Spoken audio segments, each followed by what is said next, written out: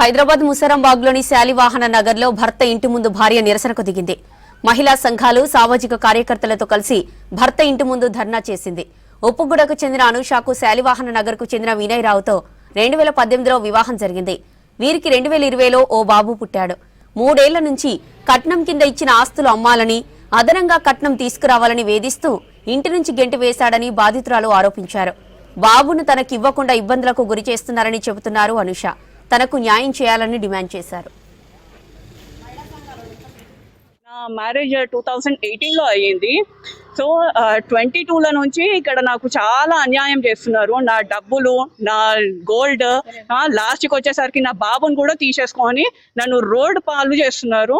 ఇక్కడ నేను ఉందామని వస్తే నన్ను కొట్టి ఎలగొట్టడము. సో నా దగ్గర నుంచి ఇవన్నీ తీసేసుకొని నాకు ఎఫైర్స్ ఉన్నాయి అనేసి ఇట్లా రూమర్స్ క్రియేట్ చేసేసి నన్ను ఇంట్లో ఉండనివ్వట్లేదు. దీనికి మెయిన్గా సపోర్ట్ వాళ్ళ మదర్. మళ్ళీ మలక్పేటలో కూడా కంప్లైంట్ చేసినాము. కంప్లైంట్ చేస్తే అక్కడి నుంచి కూడా నాకు ఎట్లాంటి యాక్షన్ లేదు. మాటలు రావు, నడక రాదు. వాడికి ట్రీట్మెంట్ ఎక్కడ చేయిస్తున్నారో కూడా తెలియదు. ఒకడే బాబు 5 years old. వాడికి ఉన్న ట్రీట్మెంట్ అన్ని నేను చూపించిన, ఒరిజినల్స్ అన్ని నా దగ్గర ఉన్నాయి. వాడు అసలు ఎట్లాంటి ట్రీట్మెంట్ ఇప్పిస్తున్నాడో, అసలు బాబు ఉన్నాడా లేడా కూడా నాకు అర్థం అవుతలేదు సార్. నా బాబుని ఇస్తలేరు నాకు. వాళ్ళు నా భర్త కూడా కొట్టేస్తుండు. కొట్టి కూడా బిల్డింగ్ మీదకించి నూకేస్తుంటే ఆ వీడియో కూడా ఉన్నది.